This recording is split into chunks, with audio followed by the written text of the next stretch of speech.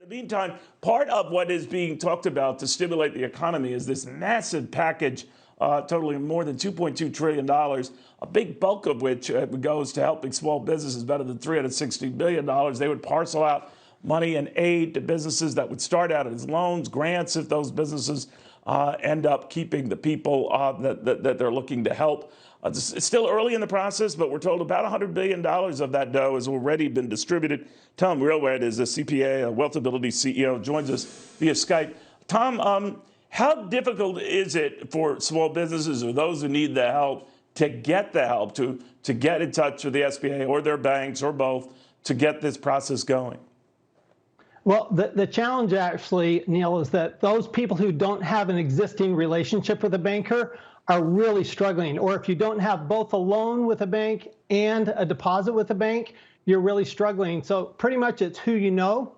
And that's why, most people are going to their CPA to find out, how do I get this done? So you have to become essentially a member of a bank to get help from the bank first. Yeah, essentially, you have to have a pre-existing relationship with the bank, else they're not really going to talk to you. All right. Is it in the bank's interest, I'd assume it is with the money we're talking, to go ahead and establish an account or some relationship that can expedite this process? What are they doing right now? Because like you said, we mentioned earlier, $100 billion worth of this money has gone out, we're told. What do you think? Well, so it's almost like the banks don't want to help. I mean, that really seems to be the indication. So you really ought to be looking at a bank who is used to doing SBA work, because this is an SBA funded, this is from the SBA. So, and through the SBA. So you pretty much have to talk to somebody who has an existing SBA relationship, because otherwise the general banks, they seem not to know what to do.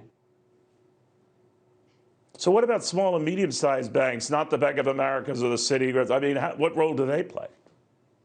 So they've actually been a little easier to deal with, because you probably have an existing relationship with that small or medium-sized banks, and a lot of them do handle SBA loans. So they're the ones that really, if you've got a small bank or a medium-sized, probably a smaller bank, they're probably your best bet. All right. Well, I hope they get through this snafu and paperwork. Banks love paperwork, Tom. I don't know what it is about that.